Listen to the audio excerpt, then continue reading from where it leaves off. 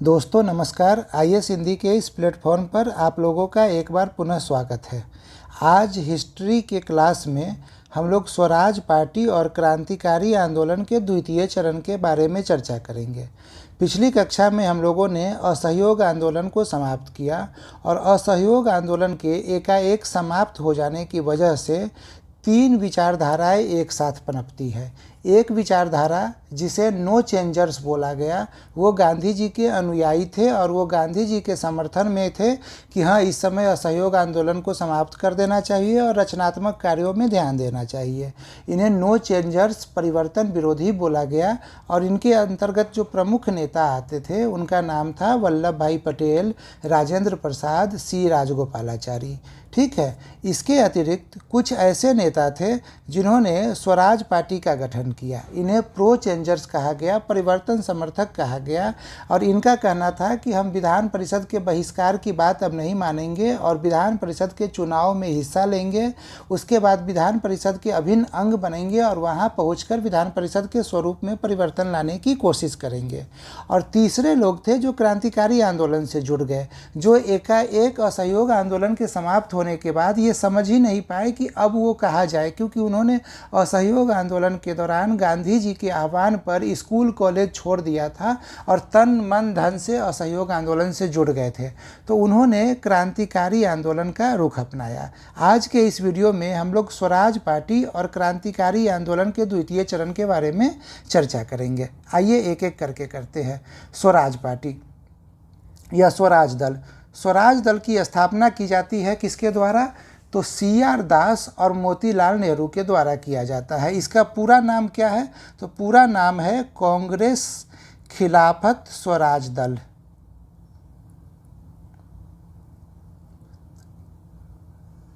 स्वराज दल। स्थापना कब होता है? 1 जनवरी 1923 को। ठीक है। किसके द्वारा किया जाता है? तो CR दास और मोतीलाल नेहरू के द्वारा। ठीक है। CR दास प्रथम अध्यक्ष बनते हैं और मोतीलाल नेहरू जो है वो महामंत्री बनते हैं। इतनी बातें हो गई। गठन की आवश्यकता क्यों पड़ी थी? असहयोग आंदोलन के समाप्त होने के बाद। गठन कब हुआ था? 1 जनवरी 1923 को। गठन का उद्देश्य क्या था? गठन का उद्देश्य था कि विधान परिषद के बहिष्कार को अब समाप्त करते हैं, विधान परिषद का हिस्सा बनेंगे और परिषद का हिस्सा बन के वहाँ पे परिषद के स्वरूप में बदलाव लाने की कोशिश करेंगे। विधान परिषद के जो पाखंड है उस पाखंड का पर्दाफाश करेंगे, वहां पहुंचकर उनके कार्यों में रुकावट डालेंगे और भारतीयों के लिए कुछ अच्छे कार्य करवाने का प्रयत्न करेंगे। कांग्रेस के साथ मतभेद के पीछे का रीजन क्या है? प्रो चेंजर्स और नो चेंजर्स में मतभेद। मतलब गांधी जी के जो अनुयायी थे जिन्हें नो चेंजर्स बोला गया, वल्लभ भाई पटेल, राजेंद्र प्रसाद, सी राजगोपालाचारी आदि, और प्रो चेंजर्स यानी जो स्वराज दल से जुड़े हुए थे, CR दास, मोतीलाल नेहरू, मदन मोहन मालवीय आदि, इन दोनों के बीच में कार्य करने की प्रक्रिया को लेकर टकराव चल रहा था। और जो नो चेंजर्स थे, परिवर्तन विरोधी थे, उनका कहना था कि स्वराज दल कांग्रेस का हिस्सा नहीं है। इस मतभेद को समाप्त किया जाता है गांधी जी के द्वारा। गांधी जी 6 नवंबर 1924 को कहते हैं कि ये स्वराज दल के जो नेता है वो कांग्रेस के अभिन्न अंग के रूप में कांग्रेस के नेतृत्व में विधानमंडल में अपना कार्य करते रहेंगे। मतलब स्वराजियों को कांग्रेस का अभिन्न अंग मान लिया गया गांधी जी के द्वारा। और इस बात को एक ही अधिवेशन होता है, बेलगांव अधिवेशन। ठीक है। बेलगांव अधिवेशन होता है 1924 ईस्वी में। इसकी अध्यक्षता की जाती है गांधी जी के द्वारा।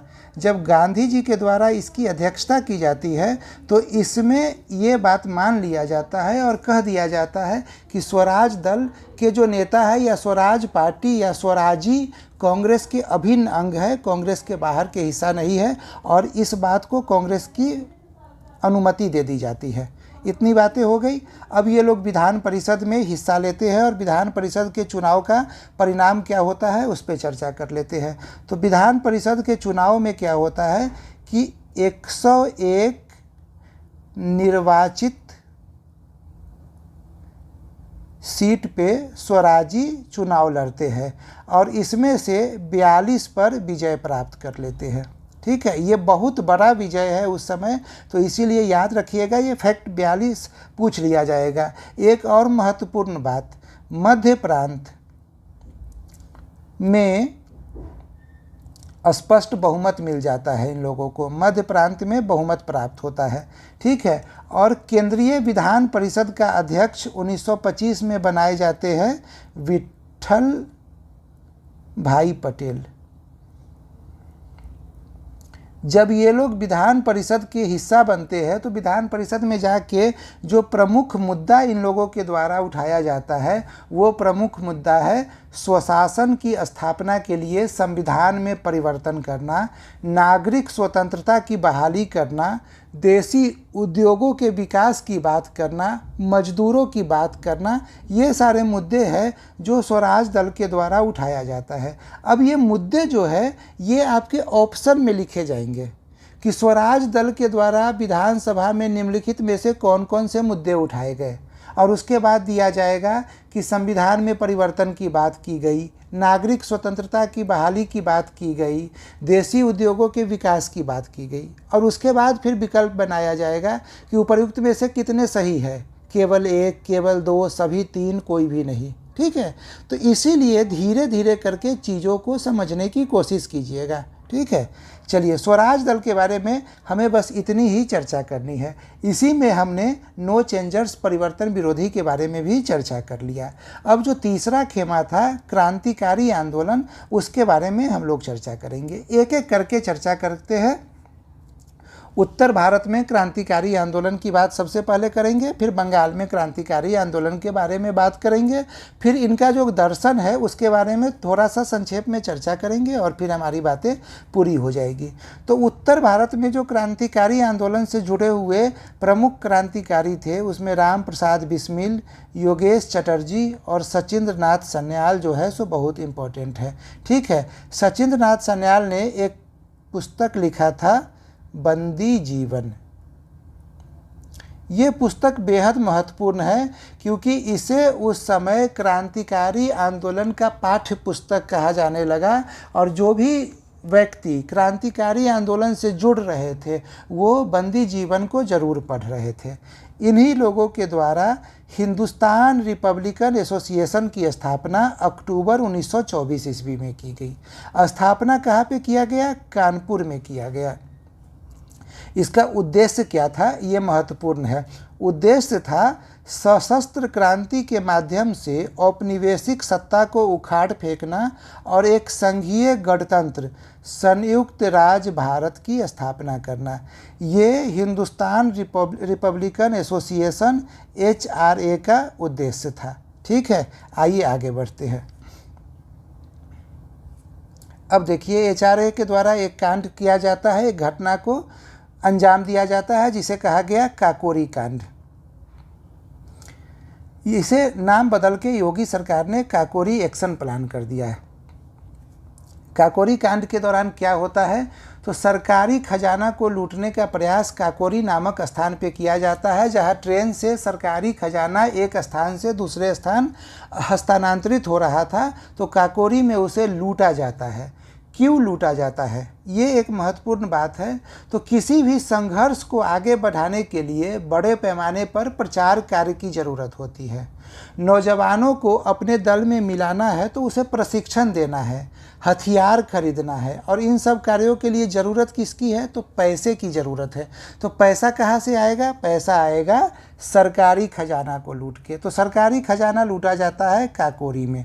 ठीक है, 9 अगस्त 1925 को, माफ़ कीजिएगा 55 नहीं, 9 अगस्त 1925 को जो सरकारी खजाना लूटा जाता है, उसके बाद अंग्रेज़ों के द्वारा कुछ लोगों को गिरफ्तार किया जाता है। जो महत्वपूर्ण 4 व्यक्ति थे जिन्हें गिरफ्तार किया जाता है उनका नाम है अशफाक उल्ला खान, राम प्रसाद बिस्मिल, रोशन सिंह और राजेंद्र लाहिड़ी। ठीक है, और इन चारों को गिरफ्तार करके फांसी दे दिया जाता है। ये एक बात हो गया। दूसरा, एक महत्वपूर्ण व्यक्ति जो HRA से जुड़े हुए थे उनका नाम था चंद्रशेखर आज़ाद। चंद्रशेखर आज़ाद को बहुरूपिया भी कहा जाता था। रूप बदलने में वो एक्सपर्ट थे और वो अंग्रेज़ों को चकमा दे देते हैं और इस चीज़ से वो बच जाते हैं। वो काकोरी एक्शन प्लान के बाद भी अंग्रेज़ों से पकड़े नहीं जाते हैं। अब इन सारे बातों के बाद, महत्वपूर्ण लोगों को फांसी दे देने के बाद, कुछ और लोगों को उम्र कैद की सज़ा दी जाती है। इन सब का परिणाम क्या होता है? तो जो HRA है वो काफ़ी कमज़ोर पड़ जाता है। जब HRA कमज़ोर पड़ता है तो चंद्रशेखर आज़ाद जो बच गए थे उनके नेतृत्व में HRA को फिर से संगठित किया जाता है और इस बार HRA को संगठित करने में कुछ युवा उनका साथ देते हैं। जो युवा उत्तर प्रदेश से थे उसमें महत्वपूर्ण नाम है विजय कुमार सिन्हा, शिव वर्मा और जयदेव कपूर।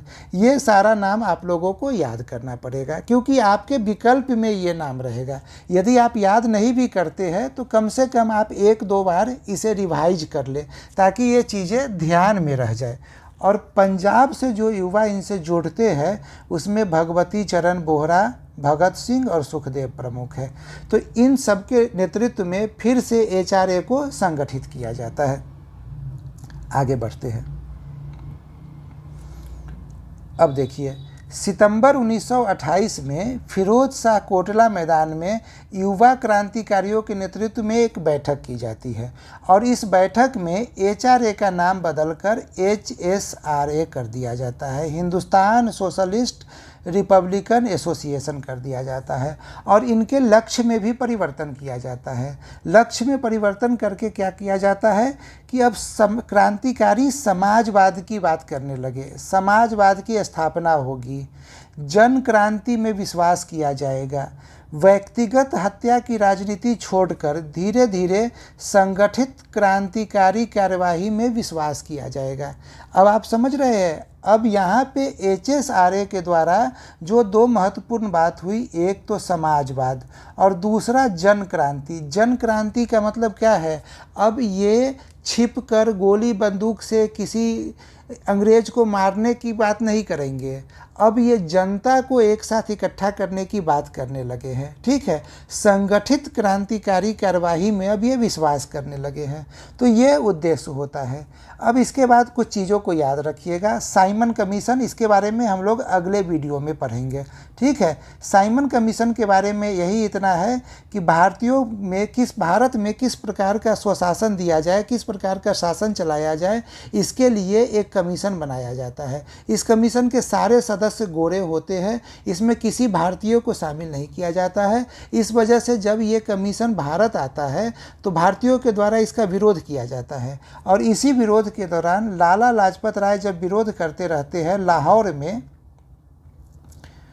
तो सैंडर्स नामक व्यक्ति के द्वारा इन पे लाठी चलाया जाता है और लाठी चलाने की वजह से 30 अक्टूबर 1928 को लाला लाजपत राय की मृत्यु हो जाती है। ठीक है, मृत्यु हो जाती है तो लाला लाजपत राय भगत सिंह के राजनीतिक गुरु थे। ठीक है, तो भगत सिंह को लगता है कि हमें इसका बदला लेना चाहिए, इस बात को ऐसे ही नहीं छोड़ना चाहिए और 17 दिसंबर 1928 को भगत सिंह, चंद्रशेखर आज़ाद और राजगुरु के द्वारा सैंडर्स की हत्या कर दी जाती है।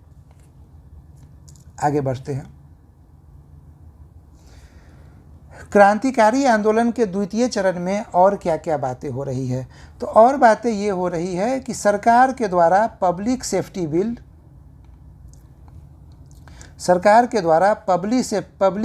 बिल और ट्रेड डिस्प्यूट बिल लाया जाता है और इन दोनों बिल का विरोध करने के लिए भगत सिंह और बटुकेश्वर दत्त विधान परिषद में बम फेंकते हैं। ठीक है, बम फेंकने के बाद वहाँ पे इंकलाब जिंदाबाद का नारा भी लगाया जाता है। ये भगत सिंह के द्वारा किया जाता है। इसके बाद भगत सिंह को पकड़ लिया जाता है, गिरफ्तार किया जाता है। धीरे धीरे और क्रांतिकारियों को भी गिरफ्तार किया जाता है। जब सारे क्रांतिकारी जेल में एक साथ इकट्ठा होते हैं तो उन्हें राजनैतिक कैदी माना जाए, सिर्फ इस बात को लेकर वो भूख हड़ताल करते हैं और ये भूख हड़ताल 64 दिनों तक चलता है। इस 64 दिनों के भूख हड़ताल में जतिन दास नामक एक क्रांतिकारी की मृत्यु हो जाती है। ठीक है, उसके बाद धीरे धीरे करके इन क्रांतिकारियों की बात मान ली जाती है और इन्हें राजनैतिक क्रांतिकारी का दर्जा दे दिया जाता है। 23 फाइनली सैंडर्स मर्डर केस के अंतर्गत इन पे मुकदमा चलाया जाता है और 23 मार्च 1931 को भगत सिंह, सुखदेव और राजगुरु को फांसी दे दी जाती है। इतनी बातें ही हमें ध्यान में रखनी है। अब भगत सिंह को गांधी जी ने क्यों नहीं बचाया, भगत सिंह अच्छे थे या जवाहरलाल नेहरू अच्छे थे, इन सब बारे में कभी हम लोग अलग से वीडियो बनाकर चर्चा ज़रूर करेंगे, लेकिन परीक्षा पॉइंट ऑफ व्यू से उस चर्चा पे हमें नहीं जाना है अभी। ठीक है, तो ये क्रांतिकारी आंदोलन के द्वितीय चरण के अंतर्गत हम लोगों ने उत्तर भारत में बंगाल में क्रांतिकारी आंदोलन, बंगाल में क्रांतिकारी आंदोलन के दौरान चटगांव विद्रोह बेहद महत्वपूर्ण है। ठीक है, इस समय सूर्यसेन, इन्हें मास्टरदा के नाम से भी जाना जाता है, इन्होंने इंडियन रिपब्लिकन आर्मी की स्थापना की और इनके ही नेतृत्व में चटगांव शस्त्रागार पे धावा बोला गया और वहाँ हथियारों को लूटा गया। इसके पीछे की कहानी क्या है?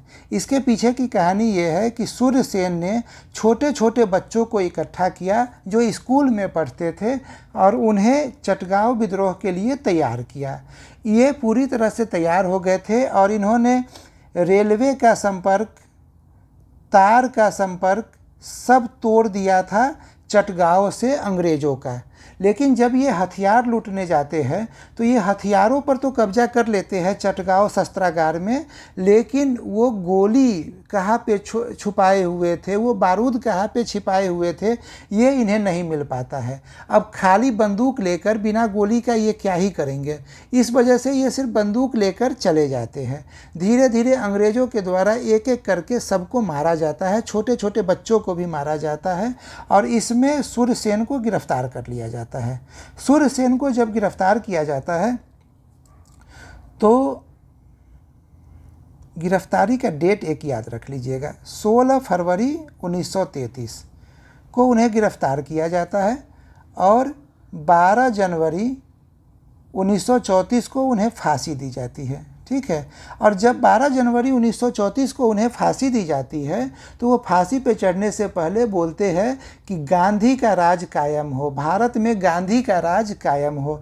ये बात क्या बता रहा है? ये क्रांतिकारी आंदोलन के द्वितीय चरण का दर्शन दिखा रहा है। अब धीरे धीरे क्रांतिकारियों को समझ में आ गया था कि गोली बंदूक की राजनीति से जो है देश को नहीं आज़ाद किया जा सकता है, इसके लिए हमें जनता को इकट्ठा करना पड़ेगा। गांधी जी जो कर रहे थे, किसानों को, मजदूरों को, महिलाओं को एक साथ जोड़ रहे थे, उस बात पे इन्होंने जोड़ दिया ये कहकर कि भारत में गांधी का शासन कायम हो। ठीक है, अब इंडियन रिपब्लिकन आर्मी के अंतर्गत कुछ महत्वपूर्ण नाम और थे जिससे सवाल पूछा जा सकता है। वो नाम है अनंत सिंह, अंबिका चक्रवर्ती, कल्पना दत्त, गणेश घोष, लोकनाथ बाउल।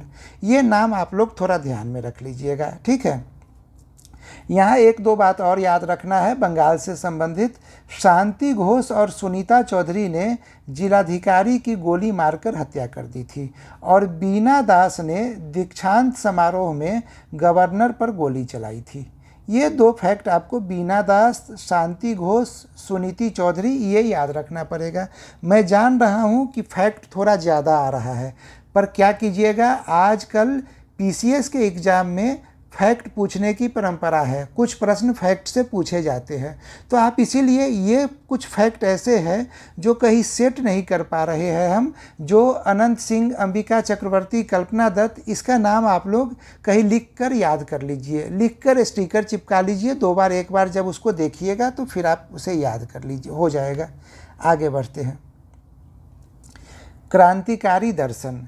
क्रांतिकारी दर्शन के अंतर्गत क्या होता है कि भगत सिंह क्रांति का लक्ष्य क्या होना चाहिए, इसके बारे में चर्चा करते हैं। एचआरए का घोषणा पत्र आता है 1925 ईस्वी में और इसमें एचआरए का उद्देश्य उन तमाम घोषणा पत्रों का उन्मूलन करना है जिसके तहत एक व्यक्ति दूसरे का शोषण कर रहा है, यानी कि यहाँ पे समाजवाद की बात हो रही है अब। ठीक है, इसके अतिरिक्त साम्यवाद की बात हो रही है। समाजवाद मतलब अंतिम व्यक्ति तक जो है सो का अधिकार सुनिश्चित रहे, ठीक है। साम्यवाद अंतिम व्यक्ति के अधिकार सुनिश्चित करने के लिए यदि संघर्ष करना पड़े, बंदूक उठाना पड़े, तो वो भी उठाना सही है। अभी फ़िलहाल हम लोग समाजवाद और साम्यवाद को बस इतना ही जानेंगे, ठीक है। राम प्रसाद बिस्मिल को जब गिरफ्तार किया जाता है तो वो जेल से युवकों को संदेश देते हैं इस समय कि युवक अब पिस्तौल व रिवाल्वर रखने की इच्छा छोड़ दे, क्रांतिकारी षड्यंत्रों में हिस्सा न ले और खुला आंदोलन चलाए। हिंदू मुस्लिम एकता की बात करते हैं बिस्मिल और सभी राजनीतिक दलों को कांग्रेस के नेतृत्व में एक साथ आगे बढ़ने की बात करते हैं, ठीक है। प्रकृति की संपदा पर हर इंसान का बराबर हक है, इसके बारे में कहकर फिर से वो समाजवाद और साम्यवाद में आस्था दिखाते हैं। अब भगत सिंह के बारे में थोड़ी सी चर्चा करते हैं। भगत सिंह का जन्म 1907 में होता है। 23 मार्च 1931 को उनकी मृत्यु हो जाती है। उनका कहना है कि क्रांति की तलवार में धार वैचारिक पत्थर पर रगड़ने से ही आती है। ये स्टेटमेंट आपसे पूछा जाएगा। अब क्रांति मतलब सिर्फ बंदूक की लड़ाई नहीं, सिर्फ किसी को मार देने की लड़ाई नहीं, वैचारिक लड़ाई की बात करने लगे हैं। और वैचारिक लड़ाई में क्या बोलते हैं ये? वैचारिक लड़ाई में ये बोलते हैं धर्मनिरपेक्षता। वैचारिक लड़ाई में ये बोलते हैं समाजवाद। और ये एक समय आता है जब इनके राजनीतिक गुरु लाला लाजपत राय सांप्रदायिक राजनीति करने लगते हैं। और जब वो सांप्रदायिक राजनीति का रास्ता अख्तियार करते हैं तो वो अपने गुरु के खिलाफ ही एक वैचारिक आंदोलन छेड़ देते हैं। वो पोस्टर बनवाते हैं और पोस्टर बनवाकर पूरे लाहौर में उस पोस्टर को चिपकवाते हैं। और पोस्टर को चिपकवाते हैं किसके खिलाफ? अपने गुरु के खिलाफ। और इसी समय वो एक पुस्तक लिखते हैं जिसका नाम है मैं नास्तिक क्यों हूँ, ठीक है। इसके अतिरिक्त भारत नौजवान सभा की स्थापना की जाती है 1926 ईस्वी में, ठीक है। 1926 ईस्वी में पंजाब में भगत सिंह के द्वारा भारत नौजवान सभा की स्थापना की जाती है। इसका कार्य क्या क्या है? तो इसका कार्य है युवकों, किसानों और मजदूरों के बीच में खुलकर राजनीतिक कार्य करना, उन्हें राजनीति के लिए संगठित करना। ये पंजाब नौजवान सभा का काम है, ठीक है। भगवती चरण वर्मा के द्वारा एक पुस्तक लिखा जाता है द फिलॉसफी ऑफ बॉम्ब। ये पुस्तक बार बार परीक्षा में पूछा गया है। अब परीक्षा में ये पूछा जा सकता है कि द फिलॉसफी ऑफ बॉम्ब में विचारधारा किसकी है? तो ये ध्यान में आप लोग रखिएगा कि इसमें जो विचारधारा है वो चंद्रशेखर आज़ाद की विचारधारा है, ठीक है।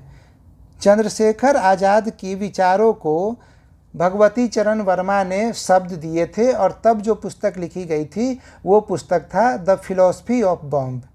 क्रांति को सामाजिक, राजनीतिक एवं आर्थिक स्वाधीनता के रूप में परिभाषित किया गया था द फिलॉसफी ऑफ बॉम्ब के द्वारा, ठीक है। और कहा गया था क्रांति से तात्पर्य है अन्याय पर आधारित मौजूदा व्यवस्था को समाप्त करना। ये सारी बातें आपने समझ लिया, ठीक है। इससे ज़्यादा आपके परीक्षा पॉइंट ऑफ व्यू से कोई भी चीज़ इम्पोर्टेंट नहीं है, ठीक है। कुछ गूढ़ गंभीर सवाल कभी कभी पूछ लिया जाता है, हमें उस एकाध गूढ़ गंभीर सवाल के पीछे नहीं पड़ना है। हमेशा एक बात ध्यान रखिएगा, परीक्षा पास होने का एक ही मंत्र है, आपको परीक्षा में आसान सवाल गलत नहीं करना है। टफ सवाल सही करके परीक्षा पास नहीं किया जाता है। परीक्षा लोग फेल हो जाते हैं आसान सवाल को गलत करके, ठीक है। तो आपसे आसान सवाल गलत ना हो, इसका आप लोग हमेशा ध्यान रखिएगा। फिर कोई भी परीक्षा हो वो परीक्षा आप आराम से पास कर जाइएगा, ठीक है। एक और बात, आप 10 जगह अलग अलग वीडियो सुनिए या 10 अलग अलग किताबों को एक बार पढ़िएगा तो आपको परीक्षा के लिए जितना नॉलेज मिलेगा उससे ज़्यादा इम्पोर्टेंट है कि आप एक ही किताब को 10 बार पढ़िए। यदि आप मुझे फॉलो कर रहे हैं तो आप मेरे वीडियो का नोट्स बनाइए, मुझ पर विश्वास कीजिए और उसी नोट्स को आप बार बार पढ़िए। अभी जल्द ही परीक्षा होने वाला है, परीक्षा होने के बाद मैं दिखा दूंगा कि सारे प्रश्न इसी वीडियो से आए हैं, ठीक है, ये सारी बात हो गई।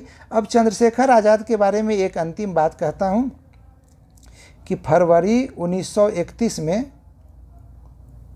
इलाहाबाद के एक पार्क में, जिसका नाम है अल्फ्रेड पार्क, अंग्रेज़ों के साथ मुठभेड़ में इनकी मृत्यु हो जाती है। जब इनके पास एक ही गोली बचता है तो ये अंग्रेज़ों के हाथों मरने से अच्छा खुद ही गोली मारकर मरना पसंद करते हैं और इस प्रकार इनकी मृत्यु हो जाती है। तो क्रांतिकारी आंदोलन का द्वितीय चरण यहाँ पे समाप्त होता है।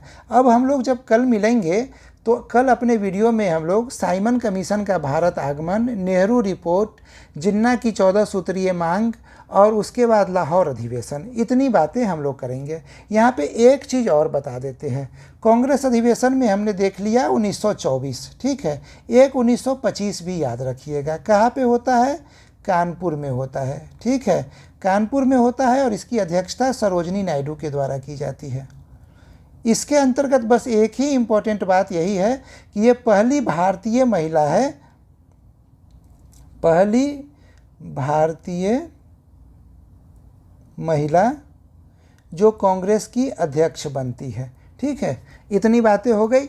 चलिए अगले वीडियो में हम लोग मिलते हैं नए टॉपिक के साथ, साइमन कमीशन। धन्यवाद।